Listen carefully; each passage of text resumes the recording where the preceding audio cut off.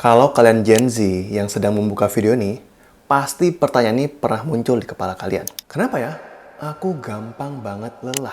Padahal tujuanku belum tercapai, tapi aku sudah keburu burn out.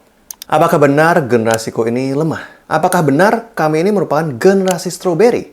Seperti yang dilabeli oleh generasi-generasi lainnya. Nah, hari ini aku akan mencoba untuk membantu menjelaskan apa akar dari kelelahan yang kamu miliki. Dan di akhir nanti, aku juga akan mengajarkan bagaimana cara mengatasinya. Jadi ingat, tonton sampai akhir. Sebelumnya, perkenalan dulu, namaku Nago, aku adalah seorang psikolog. Ya, meskipun aku bukan bagian dari Gen Z, tapi aku biasanya di channel ini berusaha untuk mengupas berbagai macam topik seputar psikologi, kesehatan mental, pengembangan diri, serta berbagai topik menarik lainnya. Jadi, kalau kamu terbantu dengan video hari ini dan nggak mau ketinggalan tentang bahasan-bahasan berikutnya, please consider subscribing. Kita lanjut bahasannya. Aku yakin sebenarnya semua dari kita tuh unik.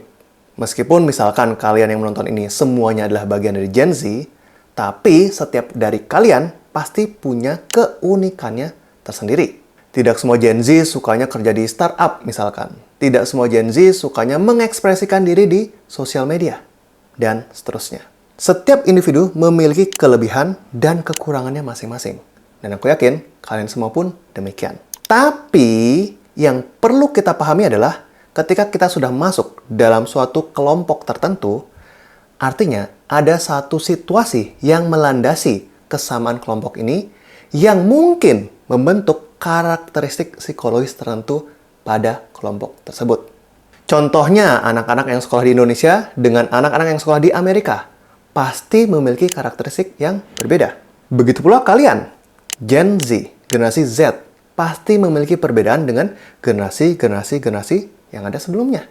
Nah, kalau kita lihat, apa sih karakteristik dari Gen Z? Kita bisa melihatnya dari karakteristik dunia tempat kalian tumbuh dan besar. 1. Kalian grew up with constant connection to the world. Artinya, kalian tumbuh dan besar dengan koneksi yang secara konstan ke dunia global, seperti internet. Berbeda dengan mungkin generasi sebelumnya yang mungkin kalau mau mengakses internet, harus ke warnet dulu, harus nunggu YouTube buffering dulu, dan seterusnya. Kalian bisa mengaksesnya 24 jam, 7 hari dalam seminggu. Kedua, kalian experiencing a lot of world crisis. Dari mungkin konflik antar negara, COVID-19, pandemi, housing crisis, serta berbagai krisis ekonomi lainnya. Ketiga, aware with many social issue. Gen Z adalah salah satu generasi yang paling terbuka matanya terhadap berbagai permasalahan sosial, seperti inequality, poverty, diskriminasi, serta berbagai isu mental health awareness. Nah, kalau kita coba simpulkan, apa sih karakteristik dari Gen Z dengan semua situasi dunia yang melandasi tumbuh kembang mereka? Kalau aku akan melabelinya dengan satu kata, yaitu keterbukaan. Lebih lengkapnya, keterbukaan akses. Lalu, apa hubungannya dengan mudah lelah? Aku jelasin. Jadi, Gen Z adalah generasi dengan keterbukaan akses terhadap dunia. Artinya, kamu bisa melihat berbagai jenis potensi serta kesempatan yang kamu miliki di dunia ini. There is no limit of who you can be. Kamu sendiri sudah melihat banyak buktinya di internet. Anak dari desa bisa sekolah di Harvard. Anak nggak lulus SMA bisa menjadi founder startup senilai jutaan dolar. Dan kamu merasa bisa memiliki ambisi yang serupa. Meletakkan beban ekspektasi yang luar biasa terhadap dirimu sendiri. And you are allowed to do that. Cuma masalahnya yang sering kali kamu tidak sadari adalah Gen Z lainnya juga memiliki akses yang serupa. Kamu tidak hanya berkompetisi dengan teman sekelasmu. Kamu tidak hanya berkompetisi dengan teman seangkatanmu. Tapi kamu berkompetisi dengan seluruh Gen Z yang ada di seluruh dunia. Dan itu berat. Hari demi hari, kamu akan isi dengan menantang dirimu untuk naik dan terus naik menaiki anak tangga kompetisi yang sulit ini. Dan pasti akan ada waktu di mana kau mencapai batas kamu. Di mana ternyata kamu tidak memiliki kapasitas lebih untuk naik level lebih lanjut. Dan baru di situ, kamu akan dihadapkan dengan realita diri kamu. Muncullah pikiran-pikiran seperti, apparently, I'm not good enough. This achievement give me no joy. Bahkan beberapa achievement yang sudah kamu capai tidak akan memberikan kegembiraan, kesukacitaan pada diri kamu sendiri. I accomplished nothing in my life. Karena ambisimu besar, karena tujuan terakhirmu tinggi, kamu ngerasa apapun yang sudah kamu usahakan sejauh ini, nggak ada apa-apanya.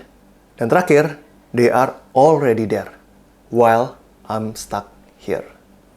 Kamu akan terus melihat mereka yang ada di atas diri kamu, dan terus-menerus merasa inferior dibandingkan mereka. Apalagi sebagai generasi yang terus terhubung di dunia, kamu tidak akan pernah lupa dengan fakta bahwa kamu masih ketinggalan.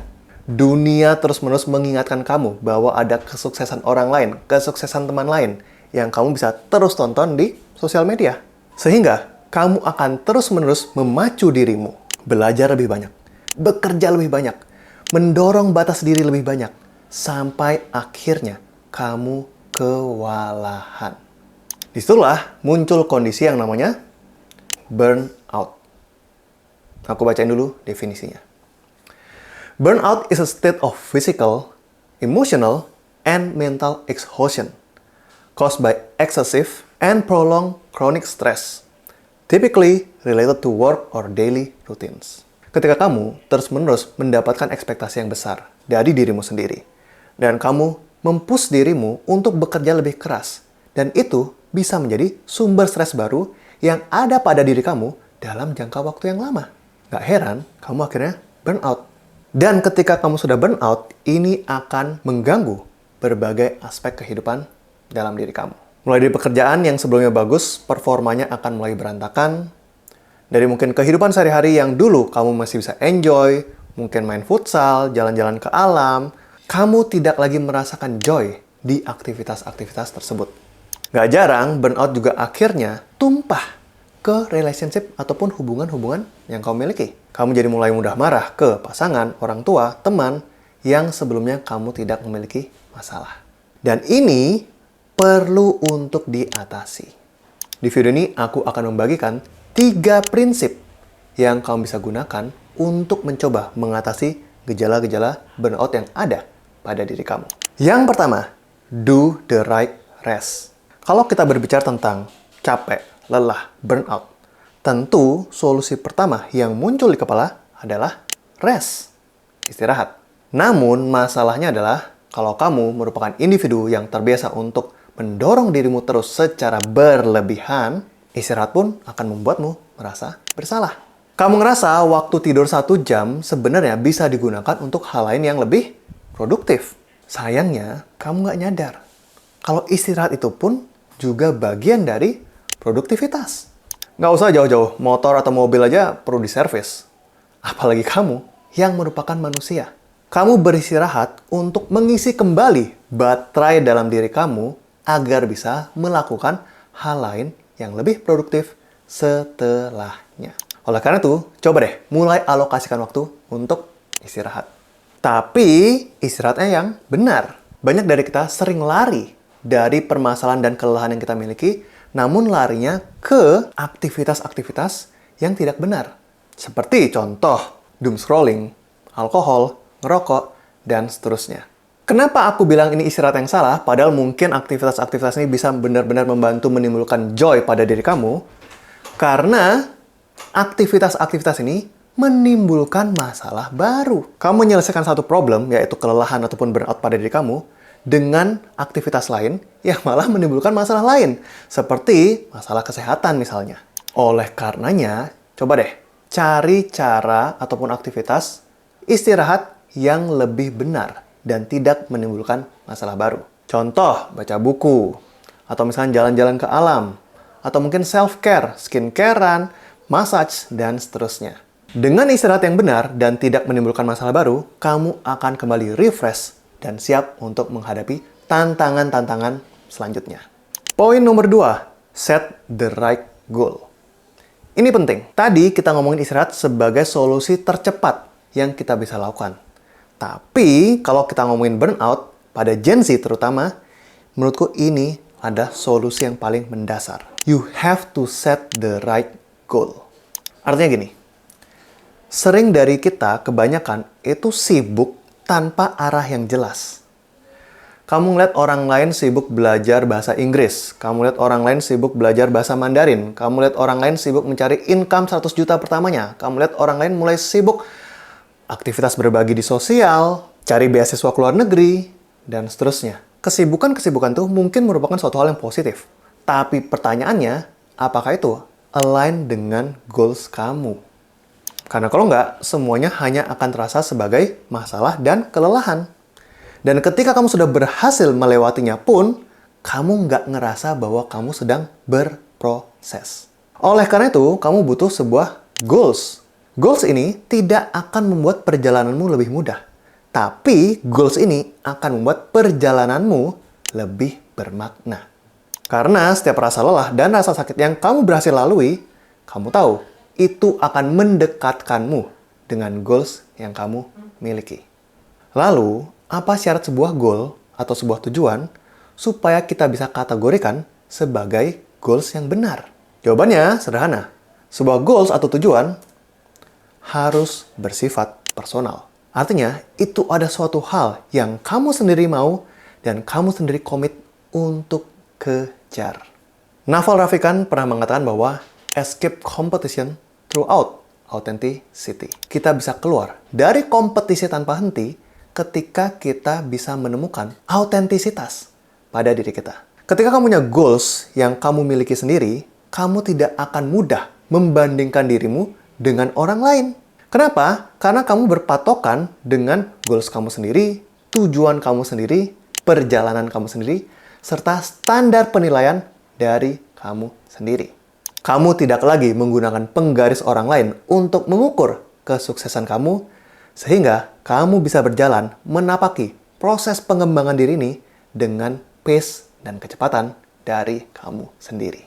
Dan itu prinsip nomor 2. Terakhir, nah ini nih yang perlu kamu perhatikan. Kalau kita ngomongin konteks pengembangan diri di zaman sekarang, udah nggak lagi ngomongin tentang motivasi, disiplin, dan lainnya. Yang kita perlu perhatikan adalah ini, digital hygiene. Aku jelasin pelan-pelan maksudnya. Di zaman sekarang, kita tuh nggak hanya berhadapan dengan diri kita sendiri. Tapi, kita juga berhadapan dengan raksasa-raksasa algoritma yang ada di sekitar kita. Mungkin kamu pernah merasakan ya, ketika kamu sedang menulis sesuatu di Google Docs. Tiba-tiba, ada notif Discord muncul.